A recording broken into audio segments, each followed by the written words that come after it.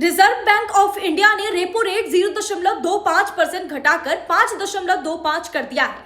इसका मतलब सीधे सीधे ये हुआ कि अब बैंकों को आरबीआई से लोन सस्ता मिलेगा और बैंक ये फायदा सीधा ग्राहकों को भी देंगे। यानी आने वाले दिनों में लोन सस्ते हो जाएंगे और मौजूदा ईएमआई भी घट जाएगी। इस कटौती का फैसला मॉनेटरी पॉलिसी कमेटी की 2 से 5 दिसंबर तक चली मीटिंग में लिया गया है। आरबीआई गवर्नर संजय मल्होत्रा ने 5 दिसंबर को इसकी जानकारी दी और इसका मतलब अब साफ है कि जो लोग ईएमआई भरते हैं उनके महीने के खर्चे कम हो जाएंगे। जो नए लोन लेने की सोच रहे हैं उनके लिए भी यह बेहतर समय है और जो आम लोग हैं उनके लिए भी ये बहुत बड़ी राहत की खबर है।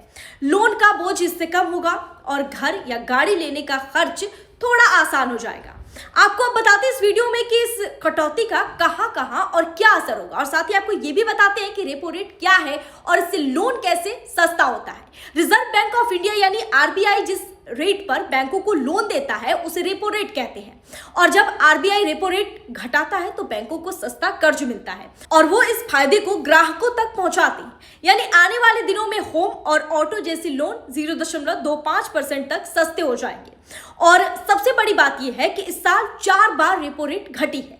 यानी आरबीआई ने फरवरी में हुई मीटिंग में ब्याज दरों को 6.5% से घटाकर 6.25% कर दिया था। मॉनेटरी पॉलिसी कमेटी की ओर से यह कटौती करीब 5 साल बाद की गई है और दूसरी बार अप्रैल में मीटिंग में भी ब्याज दर 0.25% घटाई गई। जून में तीसरी बार दरों में 0.5% कटौती हुई और अब एक बार फिर से इसमें 0.25 की कटौती की गई है। यानी मॉनेटरी पॉलिसी कमेटी ने 3 बार में ब्याज दरें 1.25% घटाई हैं।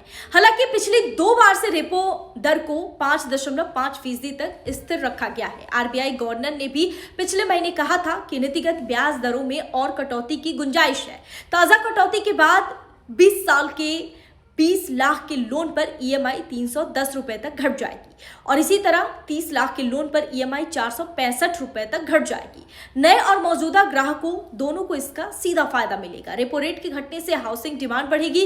रेपो रेट घटने के बाद बैंक भी हाउसिंग और ऑटो जैसे लोन्स पर ब्याज दरें कम करते हैं। ब्याज दरें कम होने पर हाउसिंग डिमांड बढ़ेगी, ज्यादा लोग रियल एस्टेट में निवेश कर सकेंगे और इससे रियल एस्टेट सेक्टर को भी बूस्ट मिलेगा। आरबीआई के अनुसार वर्तमान आर्थिक स्थितियां काफी मजबूत हैं।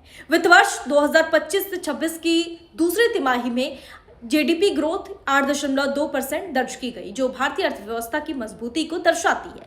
वहीं खुदरा महंगाई अक्टूबर 2025 में 0.25 के रिकॉर्ड निचले स्तर पर आ गई, जिससे आरबीआई को रेट कट करने का पर्याप्त स्पेस मिला। गवर्नर ने कहा कि देश में मांग तेजी से बढ़ रही है और महंगाई लगातार नीचे जा रही है। ऐसे में ब्याज दरों को कम करना लोगों की जेब को राहत देगा और अर्थव्यवस्था में तरलता भी बढ़ाएगा। यानी अब घर का लोन, गाड़ी का लोन और अन्य ईएमआई थोड़ी आसानी से आप भी भर सकेंगे। आम आदमी के लिए ये बेहद बहुत बड़ी खुशखबरी है। तो क्या आप इस रेपो रेट कट का फायदा उठाकर अपना अगला लोन लेने का सोच रहे हैं? कमेंट करके हमें जरूर बताएं।